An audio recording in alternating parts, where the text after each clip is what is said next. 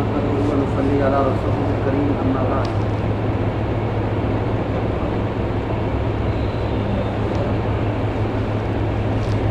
أعوذ بالله من الشيطان الرجيم بسم الله الرحمن الرحيم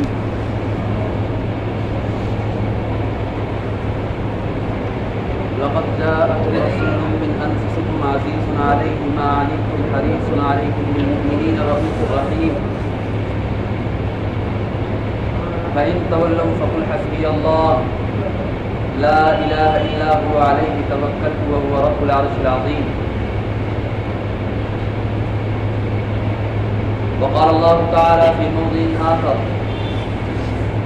لقد كان لكم في رسول الله أسوة حسنة وقال النبي صلى الله عليه وسلم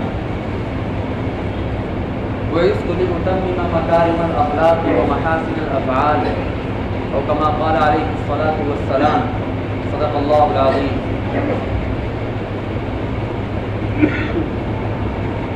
محترم اور معزز بزرگوں اور دوستوں،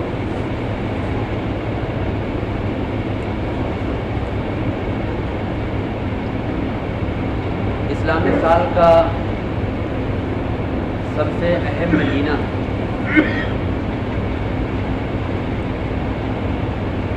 جس میں آپ صلی اللہ علیہ وسلم اس دنیا میں تشریف لائے کچھ حصہ گزر چکا ہے.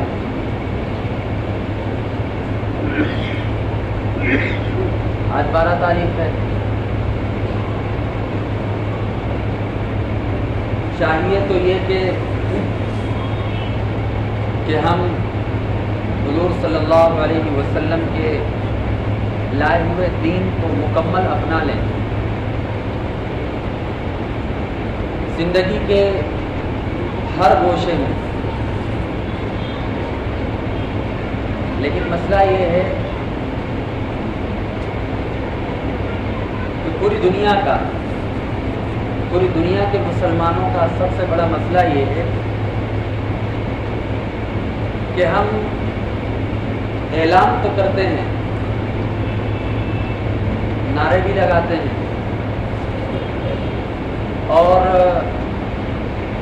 جگہ جگہ پر اپنے نام کے آگے محمد بھی لکھتے ہیں، لیکن حضور صلی اللہ علیہ وسلم کا ایک طریقہ بھی ہماری زندگی کے اندر نہیں ہے.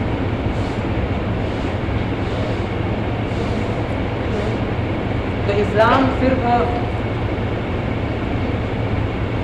بتانے کے لیے، اظہار کرنے کے لیے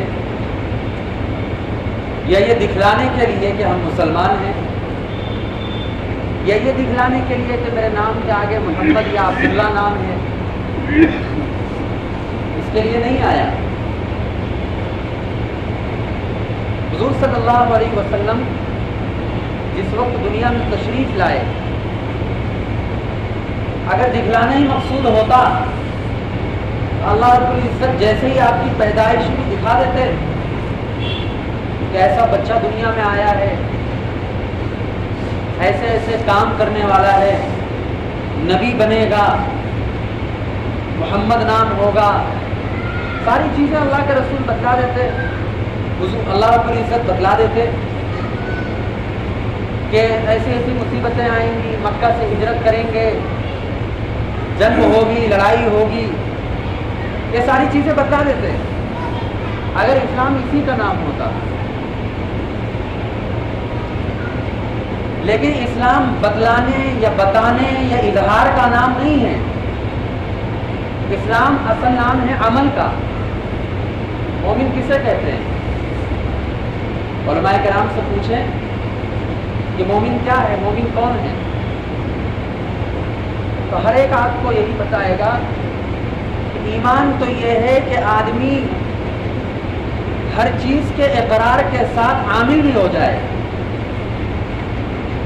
اقرار کر لیا، شہادت، کلمہ شہادت پڑھ لیا تو صرف مسلمان نہیں ہو گیا.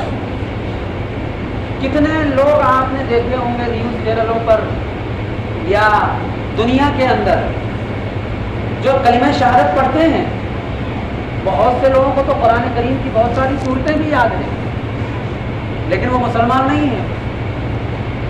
کیوں مسلمان نہیں؟ ہمیں تو چاہیے کہ ہم ان کو مسلمان کہیں، کلمہ شہادت بھی پڑھ لیں، قرآن کی صورتیں بھی یاد ہیں، حدیث کی ایسی کتابیں یاد ہیں کہ ہمارے علماء کو نہیں یاد رہتی، ایسی کتابیں یاد ہیں، بخاری پوری یاد ہے، مسلم پوری یاد ہے، حدیث کی جتنی بڑی بڑی کتابیں پڑھائی جاتی سب ان کو بغیر دیکھے یاد ہے، لیکن پھر بھی وہ مسلمان نہیں۔ ایک واقعہ یاد آیا، خانہ کعبہ میں ایک مولانا صاحب طواف کر رہے تھے، ان کے پیچھے ایک شخص اور تھا جو بظاہر دیکھنے سے بہت بڑا عالم لگ رہا تھا، جبے میں، قبے کے اندر، سر پہ ٹوپی اور کیا کہتے ہیں رومال، چہرے پہ داڑھی، بالکل سنت کے مطابق۔ آپس میں تعارف ہوا، تعارف میں یہ پتہ چلا کہ پورے قرآن کا حافظ ہے، صحاح ستہ 6 کتابیں جو حدیث کی مشہور ہیں وہ پوری اس کو ازبر یاد ہیں، بغیر دیکھے یاد ہیں، اور جتنی تفاسیر ہیں جو تفسیریں قرآن کی لکھی گئی وہ بھی بغیر دیکھے یاد ہیں اس کو۔ اسلام کے خلاف اور اسلام کے موافقت میں جتنی کتابیں لکھی ہیں عربی زبان کے اندر، اردو زبان کے اندر، سب یاد ہیں اس کو۔ ایسا شخص آپ کو ملے تو کیا کہیں گے؟ کہیں گے نا کہ علامہ ہے، اتنی ساری کتابیں یاد ہیں، قرآن یاد ہے، حدیثیں بغیر دیکھے یاد ہیں، لیکن بعد میں پتہ چلا کہ وہ یہودی ہے۔ جب تحقیق کی تو کیا پتہ چلا؟ وہ یہودی ہے۔ اس سے پوچھا کہ کیوں یاد کیا ہے یہ سب؟ کہا یاد اس لیے کیا ہے تبھی تو پتہ چلے گا کہ مسلمانوں کو گمراہ کیسے کرنا ہے۔ کیوں یاد کیا ہے؟ اس لیے یاد کیا ہے تاکہ قرآن کی کمیاں پتہ چلے، حدیث کی کمیاں پتہ چلے، تمہاری جو کتابیں تمہاری موافقت میں یا تمہارے خلاف جو لکھی گئی ہیں اس میں ہمیں یہ پتہ چلے کہ کون سا اینگل ایسا ہے جس سے مسلمانوں پر حملہ کیا جا سکتا ہو، مسلمانوں کو ٹھیس پہنچائی جا سکتی ہو، قرآن کے اندر آیت نکالا جا سکتا ہو، حدیث کے اندر آیت نکالا جا سکتا ہو۔ اس لیے ہمیں حافظ بنایا گیا ہے، اس لیے ہمیں حدیث کی کتابیں یاد کرائی گئی۔ اور آج کا مسلمان یہ تو وہ ہے جو مسلمان نہیں، جو مسلمانوں کا، اسلام کا، نبی کا، قرآن کا دشمن ہے۔ اس نے کیا کیا کہ سب کچھ یاد کر لیا، لیکن مسلمان ایسا ہے کہ اس کو نماز کی دعائیں یاد نہیں، کھانے کی دعائیں یاد نہیں۔ کھانا تو ضروریات میں سے ہے نا، بغیر کھائے آدمی جی نہیں سکتا ہے، جب تک کھائے گا نہیں وہ کیسے زندگی گزارے گا؟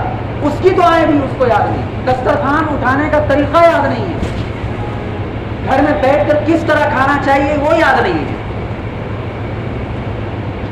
تو ہمیں اپنے گریبان میں جھانکنا چاہیے کہ ایک اسلام کا جو مخالف ہے، اسلام کا جو دشمن ہے، وہ تمہاری ایک ایک چیز کو یاد کر رکھا ہے، اور ایک مسلمان جو اسلام کا نام لیوا ہے، جو حقیقی معنوں میں مسلمان ہے، جس کا کام مسلمانوں کو تکلیف پہنچانا نہیں ہے، اپنی زندگی کو سنوارنا ہے، لیکن صرف وہ وقتی طور کے لیے جب اللہ کی طرف سے کوڑا پڑتا ہے یا اللہ کی لٹ پڑتی ہے نا، تب انسان اور مسلمان جو ہے تب اللہ کی طرف جھکتا ہے۔ ابھی لاک ڈاؤن لگا تھا تو سارے کے سارے مسجدیں بند تھی، تو سارے مسلمان ایسا لگ رہا تھا کہ جیسے بغیر نماز پڑھے رہ ہی نہیں سکتے۔ جمعے کے دن ہو، مدرسے کے اور مسجد کے جو صدر حضرات ہیں، مسجد کے جو امام صاحب ہیں، سارے کے ساروں کو پریشان کر کے رکھا تھا کہ ارے ہم لڑیں گے، نماز کو پڑھنے دو، جو بھی ہوگا ہم دیکھیں گے۔ مسجدیں کھل گئی، کیا ہوا؟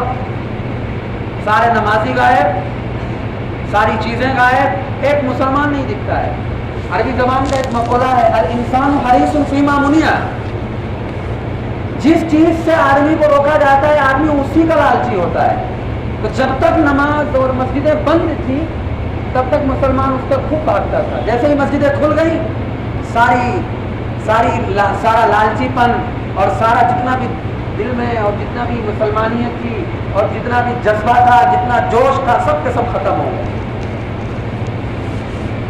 تو ربیع الاول کا مہینہ اس لیے تھوڑی آتا ہے کچھ لوگ ہوں گے میلاد منائیں گے، کچھ لوگ ہوں گے جو حضور کی ولادت پر خوشی منائیں گے، کچھ لوگ ہوں گے جو حضور کا نام لیں گے۔ اس سال تو ساری چیزوں سے روک دیا گیا، تو ساری حضور صلی اللہ علیہ وسلم کی ولادت کی خوشی ساری کی ساری اظہار کرنے میں ہے۔ کیا اسی کا نام اسلام ہے؟ کیا حضور صلی اللہ علیہ وسلم اسی دین کو چھوڑ کر گئے تھے؟ نام لینے لگ جائیں گے تو حضور صلی اللہ علیہ وسلم کے نام کے آگے کم سے کم 100 القاب لگائیں گے، لیکن وہ جو القاب لگائے جا رہے ہیں، وہ جو نام گنائے جا رہے ہیں، اس میں سے ایک صفت بھی ہمارے اندر نہیں۔ رحمت للعالمین کہو گے، احمد مصطفیٰ کہو گے، محمد مصطفیٰ کہو گے، یہ ساری چیزیں کہو گے، لیکن کیا اس رحمت للعالمین کی جو رحمت تھی وہ آپ کے اندر بھی ہے؟ ابھی دیکھا جائے، یہاں سے گنا جائے تو ہر مسلمان کے گھر میں کچھ نہ کچھ جھگڑا ہوگا، کسی نہ کسی کا آپس میں اختلاف ہوگا، تو رحمت کہاں ہے؟ وہ نرم دلی کہاں ہے؟ وہ کیا صرف قرآن میں پڑھنے کے لیے، یا صرف حضور کے نام لینے کے وقت رحمت للعالمین کہا جائے گا اور کہیں گے کہ ہم رحمت للعالمین کی امتی ہیں، ہم تو حضور صلی اللہ علیہ وسلم کی امتی ہیں، لیکن حضور کی صفات ہمارے اندر نہیں ہے، حضور کا جو جذبہ تھا وہ ہمارے اندر نہیں ہے۔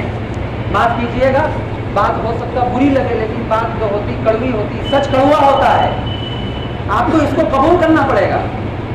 ابھی کیا ہے، ابھی آپ واٹس ایپ کھولیں گے، جتنے بھی حضرات ہیں یہاں بیٹھے ہوئے واٹس ایپ کھولیں گے، اچھا فرانس نے حضور کی شان میں گستاخی کی ہے، او ڈی پی لگاؤ بھائی، بائیکاٹ کریں گے ہم، ٹھیک ہے کرنا ہے، وہ تو کرنا ہی ہے، وہ تو کریں گے ہی، بائیکاٹ کرنا ہے، اس کی چیز نہیں کھائیں گے، ہم ڈی پی لگا لیں گے کہ ہم فرانس کا بائیکاٹ کرتے ہیں، وہ فرانس کا جو صدر ہے اس کے جوتے اور چپل لگا لیں گے، کیا ہوگا؟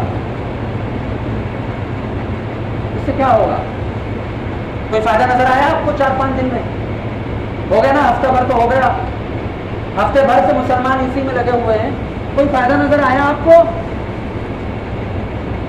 کیا اس شخص نے رجوع کر لیا، توبہ کر لیا، اس نے معافی مانگی مسلمانوں سے، اس نے حضور سے معافی مانگی؟ ارے بولو بھائی، مانگی؟ دکھا کسی کو؟ کیوں؟ اس لیے کہ جب حضور کے زمانے میں اور صحابہ کے زمانے میں کوئی اللہ کے رسول کی شان میں گستاخی کرتا تھا تو صحابہ میسج نہیں ڈالتے تھے، ادھر بھیجو ادھر بھیجو ادھر بھیجو، ادھر نہیں کرتے تھے، صحابہ کا یہ عمل نہیں تھا، یا صحابہ ایک دوسرے سے ملتے تھے تو یہ گاتے نہیں پھرتے تھے، کرے فلاں نے حضور کی شان میں گستاخی کی، فلاں نے ایسا کہہ دیا، صحابہ ایسا نہیں کرتے تھے، صحابہ تو انتقام لیتے تھے، صحابہ تو اپنی زندگیوں کو دیکھتے تھے، صحابہ تو اپنے آپ کو حضور کے جیسا بناتے تھے، صحابہ اس کا جواب دیتے تھے اس کے سامنے جا کر۔ پر ہمارے مسلمان کیا ہے، ایس ایم ایس سینڈ ہوگا، ایک دوسرے کو دعوت دیں گے کہ بھیا بائیکاٹ کرو، تو بائیکاٹ سے کچھ نہیں ہونے والا۔ کتنے مسلمان ہیں پوری دنیا میں؟ بولو بھائی، کتنے مسلمان ہیں؟ اور دنیا میں آبادی کتنی ہے؟ تو تمہارا حصہ تو ذرا سا ہے، دوسرے لوگ بائیکاٹ نہیں کریں گے تو فائدہ تو پہنچا ہی رہے ہیں، تمہارے بند کرنے سے، تمہارے بائیکاٹ کرنے سے کچھ بھی نہیں ہونے والا، ان کا کچھ نہیں بگڑے گا، بلکہ جو اسلام کے دشمن ہیں، مسلمانوں کے دشمن ہیں، حضور کے دشمن ہیں، وہ اور زیادہ خریدیں گے، وہ کہیں گے کہ مسلمانوں نے بائیکاٹ کر رہا ہے، چلو اور زیادہ خریدو، جس چیز سے مسلمانوں کو تکلیف ہوگی وہ باطل زیادہ کرے گا، لیکن اس کے لیے ضروری ہے کہ حضور صلی اللہ علیہ وسلم کے طریقوں کو اپنی زندگی میں لاؤ۔ جس دن مسلمان حضور کے طریقوں کو اپنا لے گا، گستاخی خود بخود ختم ہو جائے گی۔ ارے تم دوسروں کو کہتے ہو کہ گستاخ ہو، تم سے بڑا گستاخ کوئی نہیں، تم اپنے چہروں پہ داڑھی نہیں رکھتے ہو، تم کبھی اسلامی لباس نہیں پہنتے ہو، تم کبھی حضور کے طریقوں پر نہیں چلتے ہو، تم کبھی حضور کی سنتوں پر عمل نہیں کرتے ہو، آپس میں جھگڑا ہو جائے تو ایک دوسرے کو گالی دیتے ہو، مسلمانوں کو آپس میں ایک دوسرے کے اندر اتحاد اور اتفاق نہیں ہے، صحابہ جیسی شخصیات کے مطابق ہم اپنی زندگی کو نہیں گزارتے ہیں، ہم سے بڑا گستاخ کون ہے؟ ہمیں تو چاہیے کہ جو واقعتاً معزز اور موقر مسلمان ہے، جو واقعتاً سنت کا پابند ہے، اس کو تو چاہیے کہ جتنے بھی داڑھی کٹانے والے، جتنے بھی حضور کے خلاف ہیں، ان سب کا چہرہ چھاپ کر اس کے اوپر چپل لگا کے چلایا جائے۔ بتائیے دونوں میں فرق کیا ہے؟ وہ زبان سے گستاخی کرتا ہے، آپ عمل سے گستاخی کرتے ہو، یہی تو فرق ہے نا۔ ارے میں غلط تو نہیں کہہ رہا ہوں، آپ کو غلط لگ رہا ہے؟ ارے ایک آدمی زبان سے اللہ کے رسول کی شان میں کچھ کہہ رہا ہے، اور ایک آدمی جو ہے اپنی زندگی کے عمل سے، اپنے زندگی کے طریقے سے حضور کی شان میں گستاخی کر رہا ہے۔ دونوں میں فرق کیا ہے؟ کیا فرق بتائیں گے آپ دونوں؟ تو کیا مسلمان صرف اسی لیے ہے کہ آج اگر اللہ کی شان میں کوئی گستاخی کر دے، قرآن کے متعلق کوئی کچھ کہہ دے، حدیثوں کے متعلق کوئی کچھ کہہ دے، نبی کی شان میں کوئی الفاظ نازیبر کہہ دے، تب مسلمانوں کا ایمان جوش میں آتا ہے؟ وہ بھی صرف وقتی طور کے لیے۔ ابھی کچھ دن گزر جائیں گے، پھر مسلمان اپنے کام میں مست ہیں، اپنے دھندے پانی میں، اپنے بزنس میں، اپنے دکان میں، اپنی کھیتی میں پھر مست ہو جائیں گے، کیا فرق پڑے گا؟ تو اس سے کیا ہوا؟ مسلمانوں ہمیں چاہیے کہ ہم اپنی زندگی کو حضور کے مطابق ڈھالیں۔ جس دن آپ اپنی زندگی کو حضور صلی اللہ علیہ وسلم کے مطابق ڈھال لیں گے، کوئی آدمی ایسا نہیں دکھے گا جو حضور کی شان میں گستاخی کرے۔ مسلمان تو بدنام ہے بھائی، مسلمان تو بدنام ہے۔ جھوٹ مسلمان بولتا ہے، غیبت مسلمان کرتا ہے، ایک دوسرے کے خون کے پیاسے مسلمان ہیں، سود خوری مسلمانوں میں ہے۔ جتنی سود خوری مسلمان کرتے ہو اتنا شاید ہی کوئی قوم کرتی ہو۔ جتنا سود کا کام مسلمان کرتے ہیں شاید ہی کوئی غیر مذہب والا کرتا ہو۔ جتنی بھی بینکیں ہیں، جتنے بھی لوگ جو ہے سود پر پیسہ دیتے ہیں، آپ جا کے پوچھیں، جائزہ لیں، آپ کو پتہ لگے گا 99% مسلمان جا کے سود لیتا ہے، 99%۔ تو کیا ہوگا؟ حضور کے خلاف باتیں نہیں کہی جائیں گی، قرآن کے خلاف باتیں نہیں کہی جائیں گی۔ ایک غیر مسلم اگر آپ سے کہے کہ تمہارے تو قرآن میں سود کو حرام کہا گیا، پھر تم کیوں لینے آتے ہو، تو کیا منہ دکھاؤ گے؟ کیا مسلمان ایسا ہوتا ہے؟ پہلے کے دور میں جو مسلمان ہوتے تھے، لوگ ان کو دیکھ کر اسلام لے آتے تھے۔ صحابہ کو دیکھ کر لوگ مسلمان ہوئے ہیں، صحابہ کے اخلاق کو دیکھ کر، صحابہ کے طریقوں کو دیکھ کر، صحابہ کی سنتوں کو دیکھ کر، صحابہ کے اعمال کو دیکھ کر ہزاروں لوگ اسلام میں داخل ہو جاتے تھے، اور ہمیں اور آپ کو دیکھ کر ہزار لوگ جو اسلام میں وہ بھی نکل جائیں گے۔ ہاں کوئی مذاق کی بات نہیں کہہ رہا میں، کوئی ایسی بات نہیں کہہ رہا ہوں میں، آپ جائزہ لو نا۔ میں آپ کو مثال دیتا ہوں، کتنی مثال چاہیے آپ کو؟ 9 مسلم کی کتنی مثالیں چاہیے جو پہلے مسلمان ہوئے، اسلام لے آئے، قرآن کو مانا، حدیث کو مانا، جب مسلمانوں کے اندر آئے، مسلمانوں کے اخلاق کو، مسلمانوں کے اعمال کو دیکھا تو وہ پھر مرتد ہو گئے۔ کتنے مثالیں چاہیے؟ نام کے ساتھ میں آپ کو دکھا سکتا ہوں، اسی اندور کے اندر جو مرتد ہو گئے۔ کہا صاحب قرآن تو بہت اچھی کتاب ہے، نبی تو بہت اچھے تھے، نبی کے اخلاق بہت اچھے تھے، نبی کے اعمال بہت اچھے تھے، لیکن مسلمانوں کے اخلاق تو انتہائی گندے ہیں۔ ایسی سوسائٹی میں ہمیں نہیں رہنا ہے، ایسے لوگوں میں ہم اپنی زندگی نہیں گزارنا چاہتے۔ اب کیا کرو گے؟ محنت کرو، صاحب واپس سے مسلمان ہو جاؤ، صاحب واپس سے آؤ۔ ایسا نہیں ہے، ہمارے مسلمان ایسے نہیں صفائی دیتے پھریں، لیکن صفائی دینے سے کیا مطلب ہوگا جب تک مسلمان اپنے دل کو، اپنی زندگی کو صاف نہیں کرے گا؟ قرآن نے کیا کہا؟ یا ایھا الذین آمنوا ادخلوا فی السلم کافہ، اے اسلام، اے مسلمان والو، یا اہل اسلام، مسلمانوں، اسلام کے اندر مکمل داخل ہو، ادھورا نہیں، ادھورا نہیں کہا، مکمل داخل ہونے کا کہا۔ تو پھر چاہے وہ کھانے کا مسئلہ ہو، چاہے پینے کا مسئلہ ہو، چاہے استنجا کا مسئلہ ہو، چاہے پیشاب کا مسئلہ ہو، چاہے کسی سے ملنا ہو، چاہے موت کا ہو، چاہے زندگی کا ہو، زندگی کے ہر شعبے کو قرآن یہ کہتا ہے کہ تب جا کر وہ مکمل مسلمان ہوگا۔ نماز پڑھ لیا 5 وقت کی، جمعے کی نماز پڑھ لی، عید کی نماز پڑھ لی، رمضان میں زکوٰۃ دے دیا، عید الفطر میں فطرہ ادا کر دیا، بس سمجھ گئے کہ بہت بڑے مسلمان ہو گئے۔ صاحب یہ مسلمان نہیں ہے۔ مسلمان تو اس وقت ہوگا جس کی زندگی پوری اسلام کے مطابق ہو، جس کی زندگی پوری قرآن کے مطابق ہو، حضور کے مطابق ہو۔ میں نے آپ کے سامنے جو حضور کی حدیث پیش کری تھی وہ اسی لیے پیش کری تھی۔ کیا فرمایا حضور نے؟ بُعِثْتُ لِأُتَمِّمَ مَكَارِمَ الْأَخْلَاقِ وَمَحَاسِنَ الْأَفْعَالِ، کہ مجھے نبی بنا کر کیوں بھیجا گیا؟ اس لیے کہ میں اخلاق کو مکمل کرنے والا ہوں، اخلاق کو اچھا بنانے والا ہوں، اور لوگوں کے اعمال کو، لوگوں کے افعال کو اچھا بنانے والا ہوں، سنوارنے والا ہوں، سنوارنے والا ہوں۔ مسلمانوں میں بہت سارے فرقے ہیں، کچھ وہ ہیں جو صحیح بھی ہیں، کچھ وہ ہیں جو غلط ہیں، کچھ وہ ہیں جو قرآن کا استعمال کر رہے ہیں، کچھ وہ ہیں جو حدیث کا استعمال کر رہے ہیں، کچھ وہ ہیں جو قرآن کا مطلب، قرآن کی آیتوں کا مطلب غلط بیان کر رہے ہیں، کچھ وہ ہیں جو صحیح بیان کر رہے ہیں۔ کوئی حدیث کا منکر ہے، کوئی اپنے آپ کو اہل قرآن کہتا ہے کہ وہ صرف قرآن کو مانے گا، حدیث کو نہیں مانے گا، کوئی کہتا ہے کہ ہم قرآن کو اور حدیث کو مانیں گے لیکن صحابہ کو نہیں مانیں گے۔ کسی نے اپنا پیمانہ حب رسول بنا رکھا ہے کہ رسول سے محبت ہے، کسی نے اپنا پیمانہ اہل بیت کی محبت بنا رکھا ہے، نہ جانے کیا کیا پیمانے بنا رکھے ہیں۔ لیکن صاحب، کیا صرف حضور سے محبت ایمان کی علامت ہے؟ کیا صرف اہل بیت سے محبت ایمان کی علامت ہے؟ کیا صرف قرآن اور حدیث کو ماننا ایمان کی علامت ہے؟ اگر ایسا ہے تو دنیا کے اندر بڑے سے بڑے سائنسداں گزرے ہیں جنہوں نے حضور کی شخصیت کو مانا ہے، حضور کو نبی مانا ہے، حضور کے متعلق یہاں تک اپنی کتابوں میں لکھا ہے کہ حضور جیسی شخصیت پوری زندگی میں نہیں گزری، پوری دنیا میں نہیں گزری، اور یہاں تک لکھا ہے کہ اگر حضور ہمارے زمانے میں ہوتے تو ہم ان کے قدم چوم لیتے۔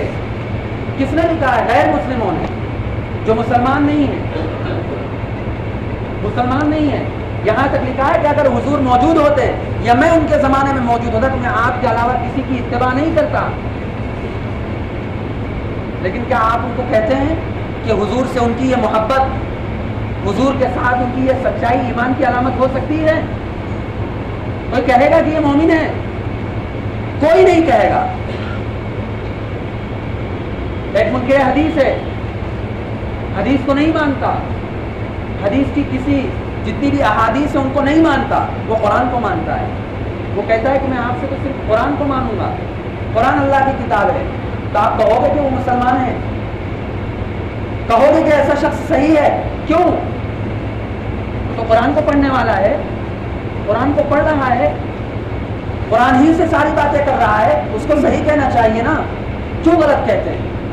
ہمیں معلوم ہے کہ صرف نبی کو ماننا، یا صرف نبی سے محبت کا اظہار، یا صرف قرآن کو پڑھنا، یا صرف قرآن کو دیکھ لینا، یا صرف قرآن کو مان لینا، یہ مومن ہونے کے لیے کافی نہیں ہے۔ ضروری ہے لیکن کافی نہیں ہے۔ قرآن کو ماننا ضروری ہے، قرآن کو اللہ کی کتاب ماننا فرض ہے، نبی سے محبت کرنا فرض ہے، لیکن یہ کافی نہیں ہے آپ کے لیے۔ قیامت کے دن جب آپ جاؤ گے تو آپ سے سوال ہوگا کیا عمل لے کر آئے ہو؟ منکر نکیر آپ سے سوال کریں گے کہ کتنی نمازیں پڑھی؟ حضور جس نماز کو لے کر آئے تھے کتنا پڑھا؟ حضور جس دن کو لے کر آئے تھے اس پر کتنا عمل کیا؟ یہ سوال ہوگا آپ سے۔ اگر نبی کی محبت اور قرآن کو کتاب پڑھ لینا کافی ہوتا تو حضور کیوں بتاتے کہ نماز پڑھو؟ حضور کیوں بتاتے کہ روزہ رکھو؟ حضور کیوں کہتے کہ تم اچھے اخلاق سے پیش آؤ؟ حضور کیوں کہتے کہ تم دین کے اندر فلاں فلاں کام کرو؟ اگر یہ کافی ہوتا تو حضور اسی پر بس کر دیتے نا۔ کیا ضرورت تھی حضور صلی اللہ علیہ وسلم کو کہ سنتوں کی تعلیم دی، نماز کی سنتیں بتائیں، قرآن کے پڑھنے کا طریقہ بتایا، قرآن کو پڑھنے پر ثواب بتایا، نماز میں کیسے پڑھنا ہے، الگ سے کیسے تلاوت کرنی ہے، روزہ کب کب رکھنا ہے، خوشی کب کب منانی ہے۔ حضور نے ایک ایک طریقے کو بیان فرمایا، اس لیے کہ مسلمان اور اسلام صرف قرآن یا حدیث، اللہ اور رسول کا نام نہیں ہے، بلکہ اللہ اور رسول کو ماننے کے ساتھ اپنی زندگی کے اندر اس کو ڈھالنے کا بھی نام ہے۔ جب تک مسلمان اپنی زندگی کے اندر حضور کو نہیں ڈھالے گا، قرآن کو نہیں ڈھالے گا، تب تک وہ صحیح معنی میں مسلمان نہیں ہے. لاکھ وہ اعلان کرتا پھرے کہ میں سچا پکا مسلمان ہوں. اور یہی وجہ ہے کہ مسلمان چاروں طرف سے پیسے جا رہے ہیں. یہی وجہ ہے کہ مسلمانوں کو چاروں طرف سے مارا جا رہا ہے. اور یہی وجہ ہے کہ اسلام کے خلاف، قرآن کے خلاف، حدیث کے خلاف، اللہ کے خلاف، رسول کے خلاف لوگ نازیبا جملے کہہ رہے ہیں. کیونکہ ان کو معلوم ہے کہ جو نبی کے نام لیوا ہیں، جو نبی کو نبی ماننے والے ہیں، جو حضور صلی اللہ علیہ وسلم سے سچی محبت کرنے والے ہیں، وہ لوگ خود حضور کی شان میں گستاخی کرتے ہیں. وہ لوگ خود حضور کے مخالف ہیں. وہ لوگ خود حضور صلی اللہ علیہ وسلم کی تعلیمات پر عمل ہی نہیں کرتے. تو ہمیں کیا فرق پڑتا ہے؟ ہم کچھ بھی کہیں، ہم کچھ بھی کہتے ہیں. اس لیے آپ کو یہ تہیہ کرنا ہے کہ ربیع الاول کا مہینہ آیا ہے. تو ربیع الاول کے مہینے میں یہی نہیں کہ ہم جائیں گے اپنے گھر پر، کھانا کھا لیں گے، لنگر بنے گا. کل تھانے میں جو کیا کہتے ہیں میٹنگ تھی علماء کی، اس میں یہی لڑائی ہو رہی تھی کہ نہیں صاحب ہم تو لنگر بنائیں گے، نہیں صاحب ہم تو کھانا کھائیں گے، نہیں صاحب ہم تو اپنے گھر پہ یہ کریں گے. تو مسلمان کھانے میں ہی پڑا ہوا، گوشت مل گیا بس، اب تو سب چیز مل گئی کافی ہے. تو ہم تو کھانے میں پڑے ہوئے ہیں. دین کے ظاہری اسباب جتنے بھی اسی میں پڑے ہوئے ہیں. داخلی جتنی بھی چیزیں اس سے ہمیں کوئی نہ دینا نہیں. جتنے بھی عاشق رسول ہیں ابھی، جتنے بھی محبت کے دعوے دار ہیں ابھی، ایک ایک کو پکڑ کے پوچھو، ایک وقت کی نماز نہیں پڑھتے ہوں گے، کبھی روزہ نہیں رکھتے ہوں گے، شراب پیتے ہوں گے، جھوٹ بولتے ہوں گے، نشہ کرتے ہوں گے. لیکن ربیع الاول کا مہینہ آیا، ان کو عشق کا بخار چڑھ گیا کہ نہیں صاحب اس میں تو حضور صلی اللہ علیہ وسلم کی ولادت ہوئی تھی، حضور صلی اللہ علیہ وسلم اس مہینے میں تشریف لائے تھے، تو ہم خوشیاں منائیں گے. تو یہ خوشی صرف حضور کی ولادت کے وقت ہے. کیا حضور آج پیدا ہوئے؟ بولو بھائی، آج پیدا ہوئے؟ آج پیدا ہوئے حضور کو پیدا ہوئے 1400 سال گزر چکے. کتنے سال گزر چکے؟ 1400 سال گزر چکے ہیں. حضرت عمر کے زمانے میں، حضرت ابو بکر کے زمانے میں، حضرت صدیق رضی اللہ تعالیٰ کے زمانے میں، دیگر بڑے بڑے صحابہ کرام جن کو جنت کی بشارت خود حضور نے دی تھی اپنی زبان مبارک سے، کیا وہ اس طرح خوشیاں مناتے تھے؟ کیا وہ ربیع الاول کے مہینہ آتے ہی اس طرح خوشی کا اظہار کرتے تھے؟ نہیں. ان کی زندگی کو تو دیکھ کر لوگ اسلام لاتے تھے. تو ان کی زندگی صرف ربیع الاول تک محدود نہیں تھی. ان کی زندگی تو 12 مہینے میں ایسی تھی. ان کی زندگی تو چاہے ربیع الاول ہو، چاہے محرم ہو، چاہے رجب ہو، سارے مہینوں کے اندر ایک ہی جیسی تھی. وہ حضور سے محبت جیسے ربیع الاول میں کرتے تھے ویسے ربیع الاول کے بعد بھی کرتے تھے. وہ حضرت حسن اور حضرت حسین سے محبت جیسے محرم میں کرتے تھے ویسے اور بھی علاوہ دیگر مہینوں میں بھی کیا کرتے تھے. وہ اہل بیت سے اس وقت بھی محبت کرتے تھے. آج ان کی قبریں، ان کی کتابیں، حدیثیں گواہی دیتی ہیں ان کی محبت کی. اور ہمارے اور آپ کی محبت کی گواہی کون دیتا ہے؟ کھانا. لنگر تقسیم کرو گے تب، محبت میں نعرے لگاؤ گے تب آپ کی محبت کی گواہی ہوگی. واہ بھائی کیا مسلمان ہیں. اسلام ایسی چیزوں کو بنا لیا. اسلام تو ایسا ہے کہ ایک مسلمان کو اگر دیکھ لیا جائے تو لوگ گواہی دے کہ ہاں واقعتاً یہ مسلمان ہے. اس کی زندگی سے، اس کے چہرے سے، اس کی آنکھوں سے، اس کے بال سے، اس کے کپڑے سے، اس کے جسم سے حضور کی شان ٹپکتی ہے. ایسا محسوس ہوتا ہے کہ واقعتاً یہ حضور کا نائب ہے، واقعتاً یہ حضور کا غلام ہے. زندگی تو ایسے ہونا چاہیے. ہمیں اور آپ کو کوئی، میں بہت بڑا دودھ کا دھلا ہوا نہیں ہوں، میں اپنے آپ کو بہت بڑا پارسا نہیں کہتا، میں نہیں کہتا کہ میں بہت بڑا عالم ہوں اور میں بہت بڑا متبع سنت ہوں. نہیں صاحب، ہم بھی انسان ہیں. جس طرح آپ انسان ہیں اس طرح ہم بھی انسان ہیں. حضور نے فرمایا کہ الانسان مرکب من الخطأ والنسیان. دنیا کا کوئی بھی انسان ایسا نہیں سوائے انبیاء کرام کے جو غلطیوں کا پتلا نہ ہو. انبیاء کرام تو معصوم تھے، صحابہ کرام کو تو اللہ نے معاف کر دیا. ہم اور آپ انسان ہیں، ہم سے غلطیاں ہوتی ہیں، لیکن شرط یہ ہے، اللہ کے رسول نے فرمایا کل بنی آدم خطاؤن وخیر الخطائین التوابون. ہر بنی آدم گنہگار ہے، آدم کے جتنی بھی اولاد ہیں سب گنہگار ہیں، لیکن بہترین گنہگار وہ ہے جو توبہ کرنے والا ہے کوئی دین ایسا؟ اگر کوئی چوری کرے تو آپ کہو گے تو بہت اچھا چور ہے، کہو گے کوئی؟ ارے کوئی کہے گا بھائی کوئی کسی کا پیسہ لوٹ کر چلا جائے یار بہت اچھے آدمی، تم نے اچھا کام کیا، کہے گا کوئی؟ لیکن یہ اسلام کی خصوصیت ہے کہ اسلام گناہ کرنے والوں کو بھی کہہ رہا ہے کہ بہترین گنہگار وہ ہے جو توبہ کر لے۔ دنیا کا کوئی بھی آدمی کسی کام کرنے والے کو، غلط کام کرنے والے کو اچھا نہیں کہے گا سوائے اسلام کے، سوائے اللہ کے۔ اللہ کہتا ہے کہ تم گنہگار ہو تب بھی اچھے ہو، ہاں یہ ہے کہ تم توبہ کر لو۔ جو توبہ کر لے گا وہ بہترین گنہگار ہے، جو نہیں کرے گا پھر تو اللہ کے یہاں اس کو حساب دینا ہے۔ اس لیے آج کی یہ جو تقریر ہے اس سے کوئی مقصود یہ نہیں ہے کہ آپ مجھے کوئی بہت بڑا مقرر مان لو اور بعد میں جا کر یہ کہنا کہ کیا کہتے ہیں آج تو بہت اچھا بیان ہوا، نہیں، یہ سب نہیں کہنا ہے۔ اس لیے آپ کے سامنے بات رکھی ہے کہ آپ اپنی زندگی کو کھنگالو، اپنے گریبان میں جھانکو اور اپنی زندگی کو حضور کے مطابق بناؤ، اپنی زندگی کو اللہ کے رسول صلی اللہ علیہ وسلم کی سنتوں کے مطابق بناؤ۔ جس دن مسلمان اپنی زندگی کو حضور کے مطابق بنا لے گا اس دن جتنی بھی گستاخیاں ہو رہی، جتنے بھی نازیبہ کلمات کہہ رہے ہیں وہ خود بخود ختم ہو جائیں گے۔ اور ہاں جنہوں نے گستاخی کی ہے اس کے خلاف احتجاج تو کرنا ہی ہے۔